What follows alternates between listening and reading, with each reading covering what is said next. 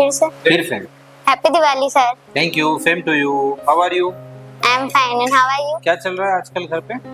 आजकल तो घर पे सफाई चल रही है। सफाई चल रही है? हाँ। अच्छा, सफाई क्यों करते हैं दीपावली में? क्योंकि जो घर साफ रहता है वहाँ पे लक्ष्मी का वास रहता है और हम लक्ष्मी की पूजा करते हैं दिवाली पे। अच्छा, दीपावली पे लक्ष्मी की पूजा करते हैं। वैसे यदि हम देखें तो जो हमारा हिंदू धर्म है उसमें जो अलग अलग त्योहार आते हैं वहाँ प्रकृति ने एक ऐसी व्यवस्था करी है कि हम निरंतर सफाई करते रहते हैं। आज तो हम कह रहे हैं स्वच्छ भारत अभियान है, हाँ। लेकिन स्वच्छ भारत अभियान केवल हम बाहर चला रहे हैं, पर यदि हम अपने घरों की बात करें ना तो आप शुरुआती दौर से देखो, जब हम जनवरी फरवरी के मंथ में कहीं बसंत पंचमी बनाते हैं, मकर संक्रांति, तो बसंत पंचमी मकर संक्रांति, इस पर हम अपने घरों की सफाई करते ही करते हैं। हाँ। थोड़ा सा और आगे की तरफ चले तो हमारी फिर वहाँ पर गणगौर नवरात्रि आती जो है, उस नवरात्रि में फिर हम अपने घरों की साफ सफाई करते हैं। फिर और थोड़ा सा आगे की चले तो अकातीज का एक बड़ा पर्व आता है, हाँ। वहाँ पर अलग अलग घरों में शादी ब्याह होते हैं, तब फिर एक सफाई का दौर होता है। यदि फिर हम इसको लेकर के चलें तो श्रावण सोमवार और जो व्यवस्था आती है, जब जैसे बारिश आने को होती है हम फिर सब अपने घर की चीजों को व्यवस्थित करते हैं। हाँ।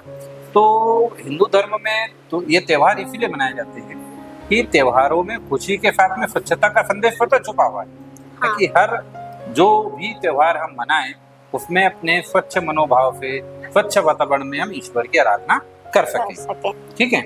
अभी यदि दीपावली में बहुत सारी चीजें करने को होती है, तो आप क्या क्या करने को? मम्मी अच्छी अच्छी डिशेस बनाते हैं, फिर साफ सफाई करते हैं, पटाखे फोड़ते हैं, नए कपड़े पहनते हैं, दिया लगाते हैं। तो ये भी सुना है कि पटाखे फोड़ने से पॉल्यूशन भी फैलता है। हाँ, फैलता है। इस पॉल्यूशन को कैसे कंट्रोल किया जा सकता है? क्योंकि कई बार हम ये सोचते हैं कि पटाखे फोड़ेंगे तो उससे पॉल्यूशन होगा। हमें कम मात्रा में पटाखे फोड़ने चाहिए। पटाखे फोड़ना चाहिए, मतलब एक लिमिटेड हम तय कर लें कि इतने रुपए का पटाखे फोड़ेंगे और बाकी जो पैसा हमारे पास बचे, मान लीजिए हमने 500 रुपए तय किया, 500 में 400 रुपए के पटाखे हम फोड़ सकते हैं, 100 रुपए हम किसी गरीब को दान कर सकते हैं ताकि उसके घर में भी हमारे कारण खुशियां आ जाए। या मान लो 500 रुपए के पटाखे लाए तो उसमें से 5 हिस्से करके एक हिस्से को हम दान कर सकते हैं। हाँ। क्योंकि दीपावली एक ऐसी व्यवस्था है जहाँ पर हम जो भी दान करते हैं उसका बहुत पुण्य प्रताप हमको मिलता है। तो हमको इस दीपावली कुछ न कुछ दान जरूर करना चाहिए। दान की अपने आप में बहुत बड़ी महत्ता है। हम जानते हैं कर्ण ने तो अपना जीवन, आप जानते हैं ना, हाँ। कि इंद्र भगवान जब कर्ण के पास आए थे उन्होंने कहा था कि अपना कवच दे दो, तो अपना जीवन ही कुल मिलाकर के दान कर दिया था। हाँ। तो ये वो भारत है जहाँ हम दानवीर बने, ऐसी हमको लगातार प्रेरणा मन से लाना चाहिए। हाँ। और हाँ, हमारे यहाँ भी दान करते हैं, जैसे कि हम जो भी खाना बनाते हैं और गरीब बहुत सारे रहते हैं, हम तो नई नई डिशेस बनाते हैं और छोटा सा परिवार ज्यादा कुछ बच जाता है तो हम उनको दे देते हैं ताकि वो भी अच्छी अच्छी चीजें खा सके। अच्छी चीज। अच्छा, मैंने तो ये भी सुना है कि आप यादव परिवार से हैं और यदुवंशी लोग गोवर्धन पूजा करते हैं। हाँ। तो गोवर्धन पूजा के बारे में कुछ बताएंगे आप? उसमें हम जैसे कि कृष्ण जी ने गोवर्धन पर्वत उठाया था उसके लिए बनाते हैं, तो हम उसमें हमारे जो घर की बेसिक चीजें रहती है जैसे कि चूल्हा वगैरह वो भी बनाते हैं, उनमें थोड़ी सी दाल डालते हैं, फिर राइट साइड ऐसे उसमें छाछ डालते हैं और नाग जी बनाते हैं और बीच में कोई गोवर्धन पर्वत कृष्ण जी के हाथ पे उठाया हुआ बनाता है और जो नहीं बना पाता है वो एक लड़का और लड़की का रूप बना देता है। वाह, तो ये सारी चीजें शायद मैंने सुना है गौ माता के गोबर से बनाई जाती है। हाँ, गौ माता के गोबर से। अभी तो मैंने सुना है कि गौ माता के गोबर से ही हम लोग संझा भी बनाते हैं। मैंने तीज त्योहार देखिए, यदि हम बहुत अधिक विश्लेषण करें इन चीजों का तो हमारे जितने तीज त्योहार हैं उनमें हम अपने उन आराध्यों को लेकर के भी चलते हैं। गाय को हम माता कहते हैं तो माता के रूप में सम्मान देते हैं। पहले जब ये फर्श नहीं हुआ करती थी ना, उस समय घरों पर जो लेपन होता था तो जो पूजा घर है वहां पर विशेष तौर पर गाय के गोबर से लेपन होता था।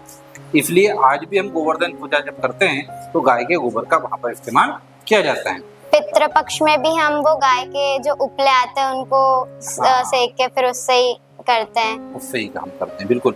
और इसी के बाद में कोई ना कहीं भाई दूज का भी एक बड़ा त्योहार आता है, तो भाई दूज के त्योहार के बारे में कोई जानकारी आपको? उस दिन भाई अपनी बहन के यहाँ आता है, फिर वो बात करते हैं, वो उनके प्रेम का प्रतीक होता है जिसमें भाई बहन को कुछ उपहार देता है या भाई बहन जैसे कि कोई बहुत ज्यादा डिस्टेंस पे रहता है वो आ नहीं पाते पर फिर वो एक दूसरे को आशीर्वाद देते हैं और उनका प्रेम हमेशा बना रहता है। और कई बार ये एक ऐसा त्योहार होता है रक्षाबंधन पे, तो क्योंकि भाई बहन को गिफ्ट देता है, लेकिन भाई दूज पे बहन भाई को गिफ्ट देती है। हाँ। ऐसा एक जो है सामंजस्य बना हुआ है। मतलब हम कहते हैं ना प्रकृति की गिव एंड टेक और क्रिया की प्रतिक्रिया होती है। ऐसे ही एक त्योहार पे भाई देता है, दूसरे त्योहार पे बहन देती है, तो दोनों का प्रेम जो है वो आपस में बना रहता है। अब ये दीपावली है, अब देखिए हम अपने धर्म के त्योहार पे कितनी सारी चीजें सीख रहे हैं 4-5 दिन में, और हम सारे कामों के बीच में शायद मुझे लगता है आपको स्कूल का होमवर्क भी करना पड़ता होगा इनके बीच में। हाँ, हमें एंजॉय करने का टाइम नहीं मिलता है, स्कूल का होमवर्क इतना सारा दे देते हैं।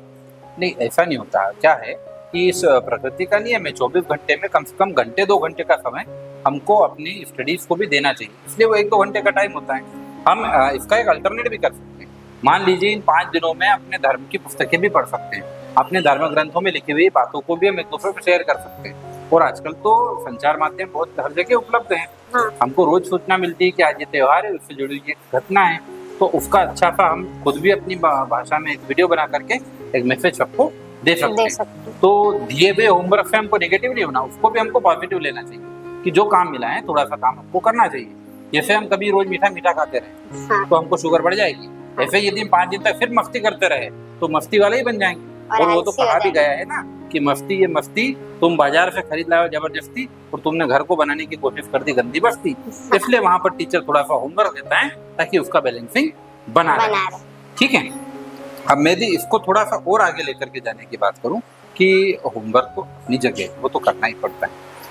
इस दीपावली यदि आप खरीदारी करने जाओगे तो क्या खरीदोगे? हम कुछ ऐसे कपड़े खरीद सकते हैं जो हम दूसरों को दान कर सके, शॉल वगैरह, क्योंकि ठंड का सीजन आ रहा है और कोई लोग जो फुटपाथ पे रहते हैं उनके पास कंबल भी नहीं होते और उन्हें ठंड लगती है, छोटे छोटे बच्चों को।